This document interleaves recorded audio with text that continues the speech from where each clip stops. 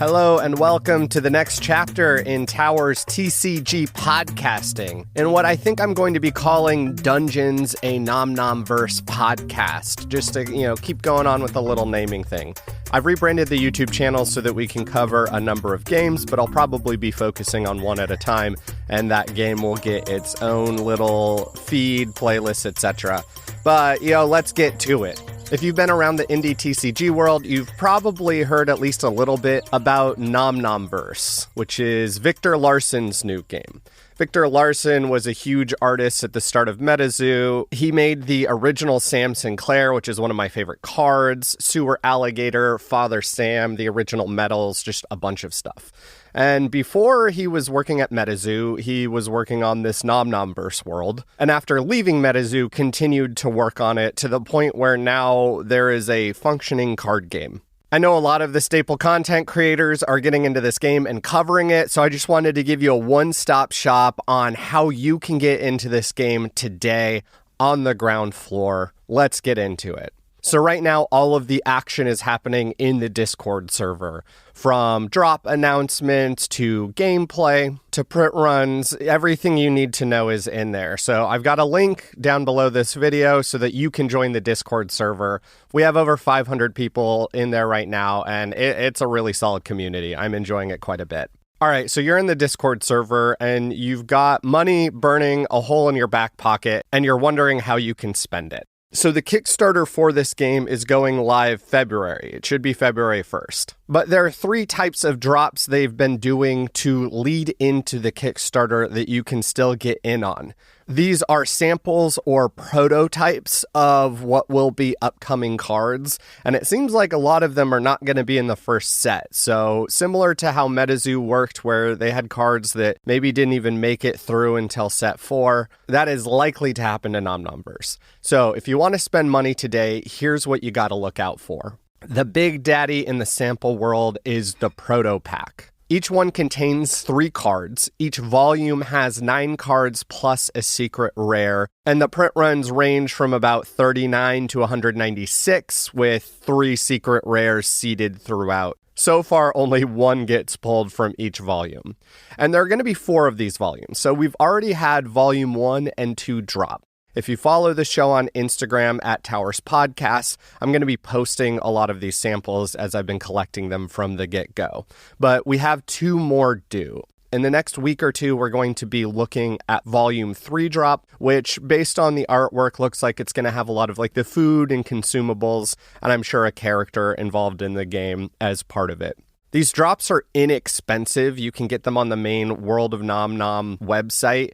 They go really quickly, so it's best to be there the second they drop. I've never heard of anyone having trouble so long as they're there at launch getting in on the drop. They do limit how many each person can purchase.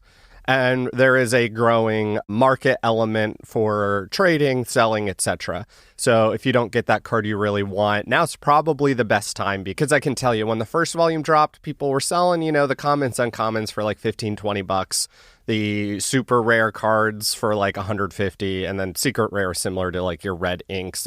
They keep going up. Now, those commons are going for a lot more. Get in on those proto packs. They're cheap, and they'll give you some fodder to trade for what you really want. I think, as always with samples, it's best to approach it with the mentality of getting the cards you want and building a nice little collection you can be proud of, and not collecting everything. It's going to be really difficult to collect everything, because when you have, some of those cards in that 30 to 40 print run, and a lot of people are keeping these packs sealed, it's just a little unobtainable. So look out for the proto packs. The second thing that we have not received yet, but the first drop has happened, is the doorway packs. So doorway packs each contain 1 card, but that card is guaranteed to be rare or higher. So you're going to get a holographic card. Based on the spoilers we've had, it seems like a lot of these cards are going to be the characters or champions are going to be using to play the game in the future. So they should be pretty desirable. There is usually a higher print run of these, so it's easier to get the packs. And we'll see how hungry people are for them once they drop. I have a feeling very. So we're looking at 2 more volume drops, and then I'm not sure how many doorway packs are still in the works. My guess is like 1 or 2. And then it's worth mentioning, during Halloween, there was a Halloween drop of just 1 card. So you could purchase up to 5 of them. Each pack was going to contain 1 card, but there was going to be a really low chance of pulling a serialized alt art version of that card. On top of that, once the day finished out, they took it off of the marketplace and they revealed how many were going to go out into the wild. So at a maximum print run of 2,000, based on what people purchased, there are going to be just over 1,000 out in the wild. So that's going to be an easy card probably to pick up on the secondary market, but will still likely be desirable just because it features Ralph, who's kind of the hero of the game right now. They've hinted that they're going to follow different characters at different time, but right now we're in the Ralph era. And they put so much work into the lore and story. I first heard about NomNom Verse somewhat early into my MetaZoo career, and that whole time they've just been building. So a lot of times they'll drop a card and they'll say by the way, you're probably not going to know what the deal is with this until later on, but once you know what's going on with it, you're really going to want the card. So get in on volume 3 and 4. Look out for those doorway packs, and then maybe we'll have a Christmas promo we're going to see. Now, outside of those 3 drops, one of the coolest things that is going on right now that just started this last weekend is both monochromatic sketches that you can buy off the marketplace and Whatnot streams with auctions. So this last weekend, Victor Larson sold 5 of each size, so a 3x3, a 5x5, and a 5x7 on the marketplace. I bought a 5x5. Once you purchase it, you're able to request a character or a nomster or some element of the game, and he's going to draw you a unique one-of-one art piece with a certificate of authentication. It's going to be signed and dated on the thing, so you have 2 different ways to authenticate your art. And likely a year from now, these aren't going to be a thing, just for the sake of scope. It'll take him a while to do the 15 that he sold this weekend. But on top of that, while he's drawing these, he's streaming a lot of them. And they did a Whatnot stream with him where he drew the first one, which is a really cool kaiju called Gamma Bat.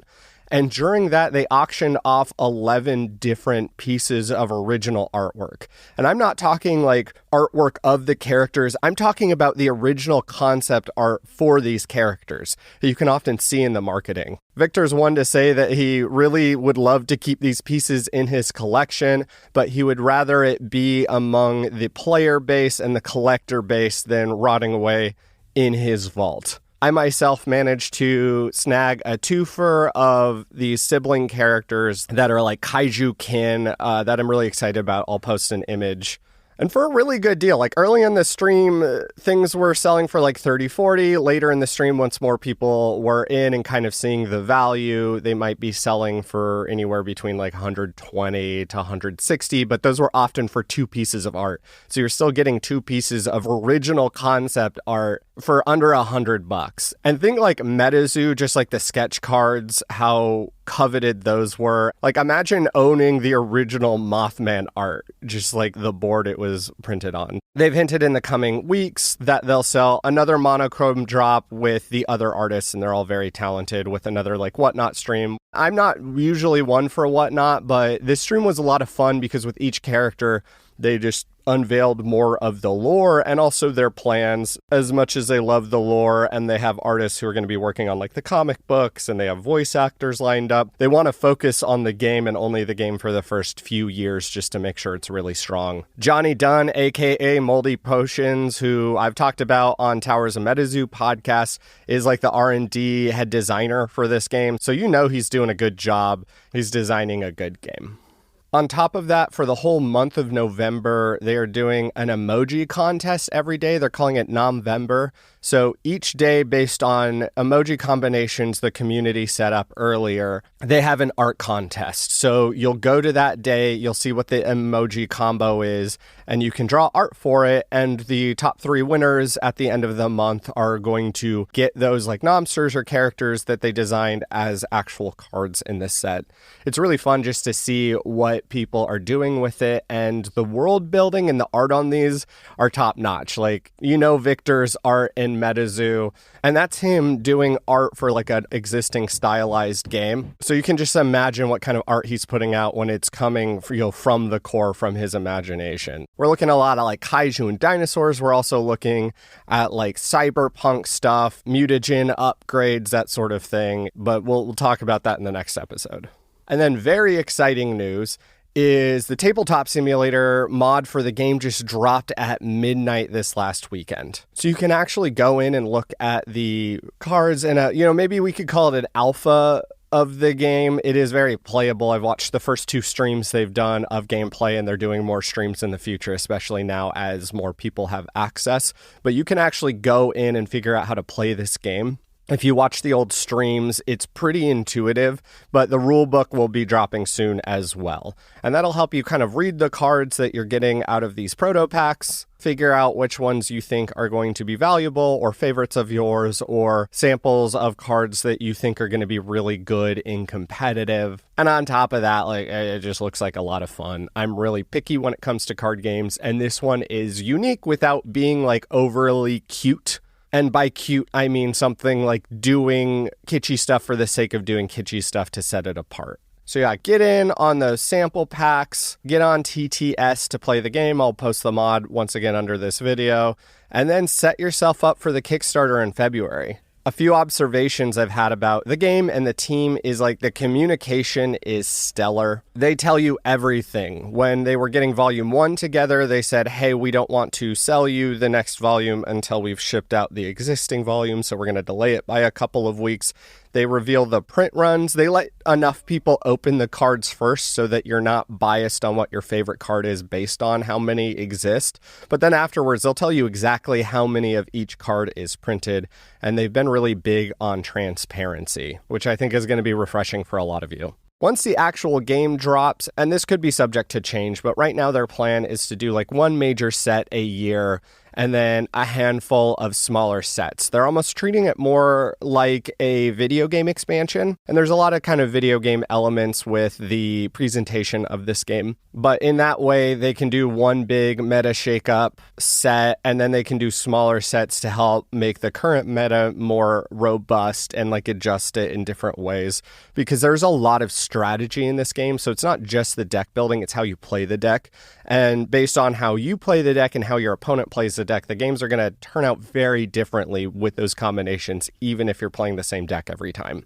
Get in the Discord, play the game. The next episodes of this podcast are going to be a lot more high effort and in depth, but I at least wanted to, give you the key on how to get involved, what to expect. This truly is the best time to start in this game, and the creators are very appreciative of everyone who's here on the ground floor and very generous. I'll tell you that much. I'm going to give you a very flavorful episode covering the gameplay so that you can start wrapping your brain around it. And then after that, my plan is to cover specific types of cards. So I'll cover your champions, I'll cover your nomsters, just so you know how to read those cards. We'll get a little more in depth, but for the second episode, I want to make sure that in a short amount of time, you can at least know what to expect from the gameplay without getting too noodly into it to the point where you need to pull out a rule book. I'm really excited for this next chapter in Towers podcasting. Thank you so much for listening to, I'll call these prototype episodes too, because I don't have art yet. So we're going to be messing around. I'm going to be trying new things with both the Instagram and the YouTube thumbnails, etc. Until next time.